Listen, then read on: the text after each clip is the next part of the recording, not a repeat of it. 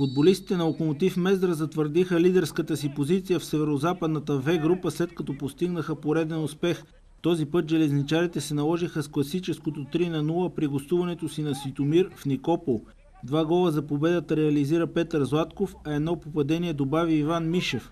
Наставникът Иван Редовски заложи на следния състав: на вратата Юлиан Левашки, в защита Стоян Димов, Петър Василев и Цветко Иванов, в халфовата линия Цветан Цветанов, Александър Миков, Борис Петков, Борислав Боянов и Иван Мишев, и в атака Петър Златков и Иван Редовски. В игра влязоха още Александър Кирилов, Емил Манолов и Ивелин Йорданов. До категоричния успех гостите стигнаха с лекота и дори можеха да бият и по-изразително. Железничарите стопираха устрема на съперника с ранен гол. Той падна в 5-та минута, когато Петър Златков откри резултата, възползвайки се от грешка в защита на Ситомир. Преди гола Редовски пропусна от удобна позиция да се разпише.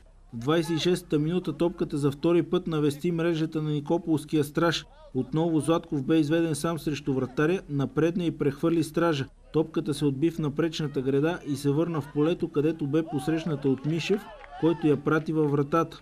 До края на първата част нови голове не паднаха. През второто полувреме отборът на Локомотив отново държеше инициативата. Интригата окончателно отпадна в 57-та минута.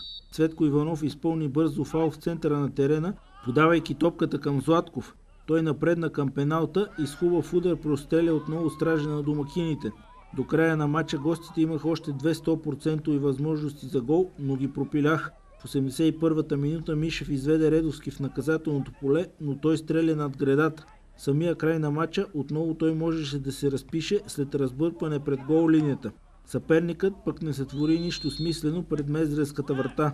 Във временното класиране Локо Мездра е начело с актив от 19 точки, следван от Червен бряг с 18 и Академик Свищов с 16. Следващия кръг на 18 октомври железничарите приемат у дома именно Студентите. В събота, 13 октомври, от 15 часа ще се изиграят мачовете от турнира за Купата на България. Мездреници гостуват на Спортист Генерал Тошево.